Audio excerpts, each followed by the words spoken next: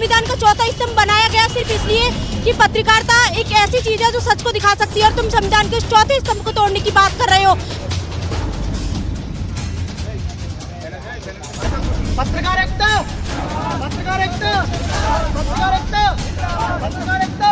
तमाम ऐसे पत्रकारों के उत्पीड़न हुए और उनका उत्पीड़न थम नहीं रहा। और आज हम बात करेंगे जहां आज ज्ञापन दिया गया है वो दिग्विजय सिंह ऐसे दिग्गज एक पत्रकार थे जो अमर उजाला के, जिन्होंने पेपर का पॉइंट टू पॉइंट पर्दाफाश किया। प्रशासन, निकम्मे प्रशासन ने अपनी नाकामी छिपाने के लिए पत्रकारों को, 3 पत्रकारों को बलि का बकरा बना दिया।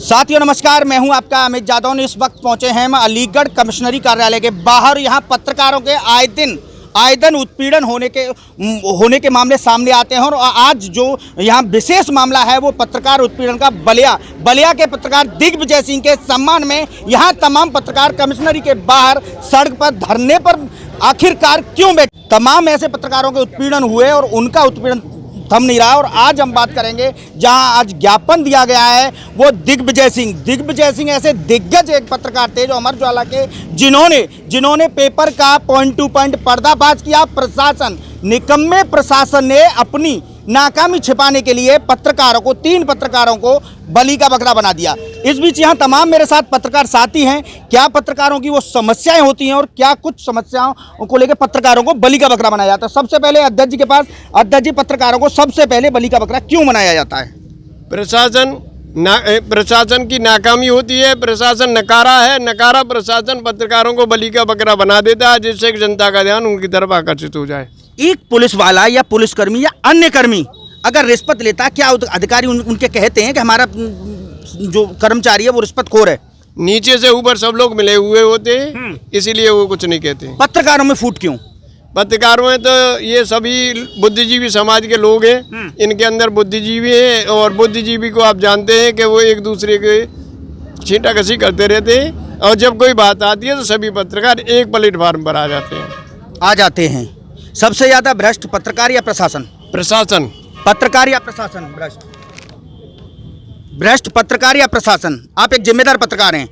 पत्रकार भ्रष्ट होता है या प्रशासन भ्रष्ट होता है? No comment. बहुत धन्यवाद। इनके लिए भी तालियां बहुत जबरदस्त। ये पत्रकार हैं, एक पत्रकार या प्रशासन भ्रष्ट? देखिए, जब तक हमें ये पता पड़ जाएगा कि कौन भ्रष्ट है, वास्तव साक्ष्य न मिल जाए तो किसी पे आरोप प्रत्यारोप लगाना ये बेबुनियाद होगा कि प्रशासन या पत्रकार। नहीं, जब तक प्रशासन का सैलरी बेस भी होता है।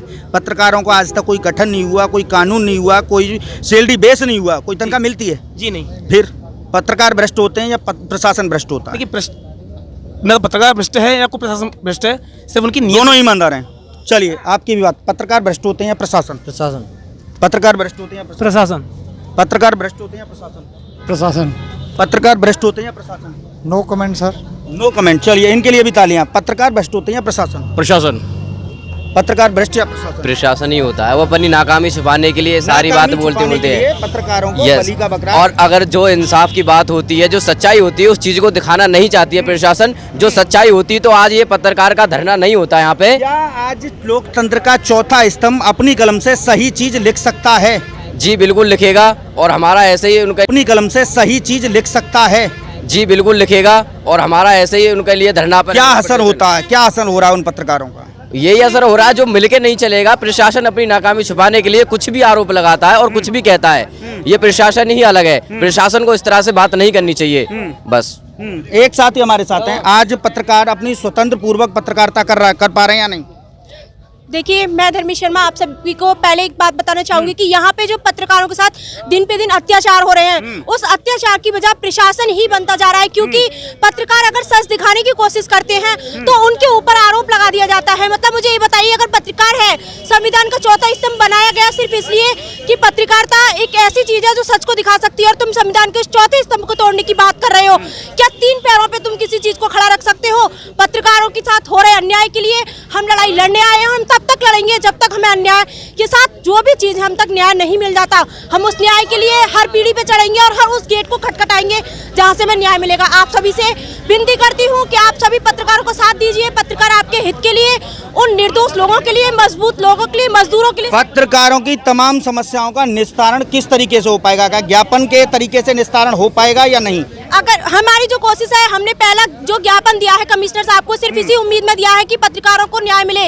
अगर हमारी न्याय की गुहार नहीं सुनी जाती है तो हम अगले गेट को भी खटखटाएंगे। हम उस दरवाजे को, हर उस दरवाजे तक पहुंचेंगे जहां पे हमें न्याय मिलेगा। हम उन तीनों पत्रकारों को निर्दोष साबित करने के लिए अपनी हर लड़ाई को लड़ेंगे और उन तीनों पत्रकारों को बात तो उन 3 पत्रकारों की नहीं है, बात ऐसे तमाम पत्रकारों की है। अगर मैं पन्ने खोलूंगा तो सुबह से शाम हो जाएगी और प्रशासन अपना मुंह छुपाता फिरेगा, इसलिए मैं बदनाम हूँ सच कहने में। क्या लग रहा है? हाँ, आप बिल्कुल सही कह रहे हैं। पत्रकार सिर्फ और सिर्फ इसी वजह से बदनाम है क्योंकि वो सच को दिखाते हैं।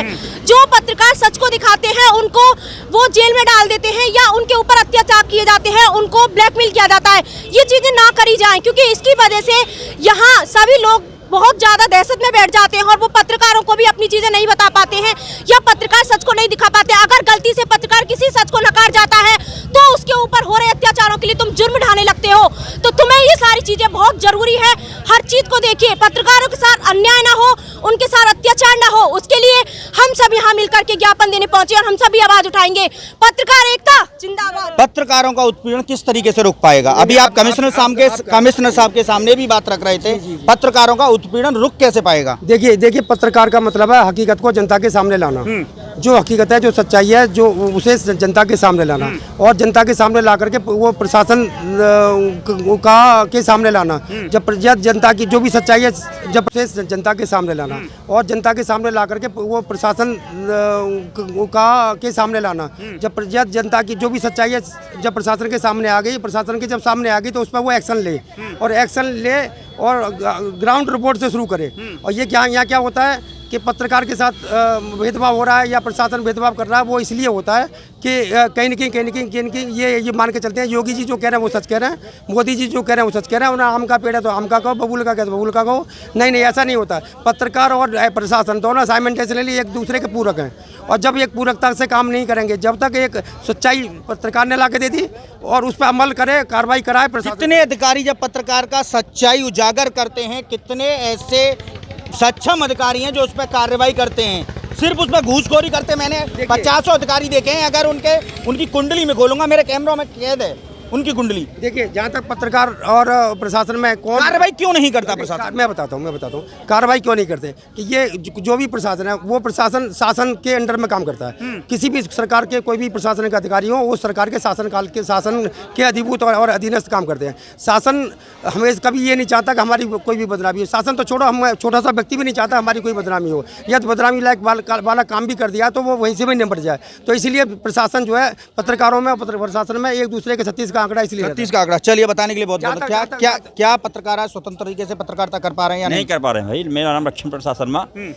आज की पोजीशन ये आ रही है कि शासन प्रशासन की पोजीशन में किसी भी हालत में पत्रकार अपनी पूरी तरह से नहीं छाप पा रहा है, ना ही अपने स्वतंत्रता के हिसाब से कोई समाचार लगा पा रहा है। बहुत ही सोचना पड़ रहा है उसे, और यदि वो लगाता भी है, निष्पक्ष रूप से लगाता भी है, तो उसे जेल जाना पड़ता है। शासन प्रशासन उसे जेल भेजता है।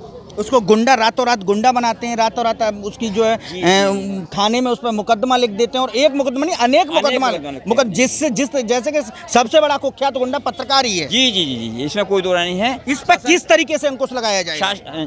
अंकुश वाली बात ये है भाई कि मैं चाहूँगा कि मतलब ये है कि एकजुट होकर के पत्रकार अपना संगठन बनाए, अपना आयोग बनाए और आवाज उठाएं। ये संगठन तमाम बने हुए हैं, लेकिन वो संगठन करते क्या है? सिर्फ अधिकारी अगर पत्रकारों से ये कह देता है कि ये आदमी गलत है तो बस उसी की बात मान जाते हैं। तो ये गलत बात है ना कि उसकी बात मान जाते हैं। ये हमारे प्रशासन को सुनना चाहिए, पत्रकारों की सुनना चाहिए और उनके प्रशासनिक अधिकारी कितना भी भ्रष्ट हो, जब उच्च अधिकारी से आप बात करेंगे तो वो अपने अधिकारी को स्वीकार करेंगे कि भ्रष्ट है। हाँ, ये स्वीकारता है या नहीं? नहीं स्वीकारता।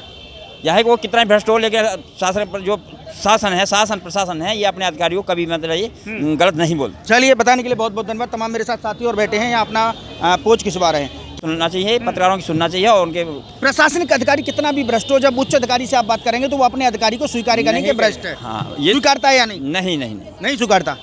यह है कि वो कितना भ्रष्ट हो, लेकिन शासन पर जो शासन प्रशासन है ये अपने अधिकारियों को कभी मतलब ये गलत नहीं बोलते। चलिए, बताने के लिए बहुत बहुत धन्यवाद। तमाम मेरे साथ साथी और बैठे हैं यहाँ अपना पोच खिंचवा रहे हैं। क्या किस तरीके से पत्रकार उत्पीड़न रोक पाएगा शगुन जी? सारे पत्रकार एक होके जब आवाज अपनी बुलंद आखिर कब एक हो पाएंगे? तमाम पत्रकारों को हर रोज बलि का बकरा बनना पड़ रहा है। कब तक सोचेंगे पत्रकार? किस तरीके से संगठन सिर्फ नाम के होते हैं, काम के लिए नहीं।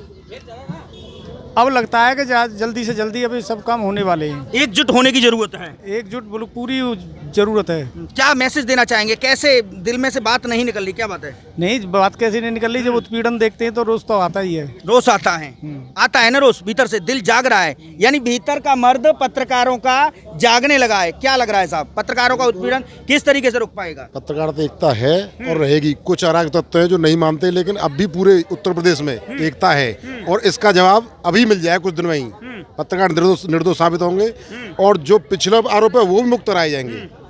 सूबे की सरकारें आती जाती रही, लेकिन पत्रकारों के लिए कोई कानून आज तक क्यों नहीं? अब बनेगा, बिल्कुल बनेगा और बनवाएंगे, बिल्कुल बनवाएंगे। उसके लिए क्या क्या कुछ करने वाले हैं? एकता करनी पड़ेगी, हमें चाहे जिला पे बैठना पड़ जाए। एकजुट होने की जरूरत है। बिल्कुल एकजुट होकर बैठ जाएंगे, हट जाएंगे अधिकारी के पास। आज विज्ञापन दिया, अगर ज्ञापन पे कुछ नहीं होता है तो फिर सारे पत्रकारों को इसके यहाँ धरना दे देंगे और धरना देने पर अधिकारी को मानना पड़ेगा। चलिए, बताने के लिए धन्यवाद। पूछता हूँ तमाम संगठनों से और पूछता हूँ और ऐसे दिग्विजय जो बलिया की धरती से, जिस माँ ने ऐसे शेर को जन्म दिया, दिग्विजय सिंह ने, जिसने वहाँ के भ्रष्ट निकम्मे डीएम और एसएसपी को लताड़ा, जेल गए, कोई बात नहीं, जेल जाना है, कोई दिक्कत नहीं, लेकिन वहाँ के भ्रष्ट अधिकारी जो डीएम एसपी है उनकी पोल खोली। और मैं हूँ इस वक्त अलीगढ़ कमिश्नर साहब के गेट, जो आवास के बाहर, ऑफिस के बाहर, और यहाँ तमाम पत्रकार साथियों ने यहाँ दिग्विजय सिंह के प्रति यहाँ ज्ञापन दिया और उनके साथ यहाँ तमाम पत्रकार साथियों की क्या कुछ मत थी, क्या कुछ उनके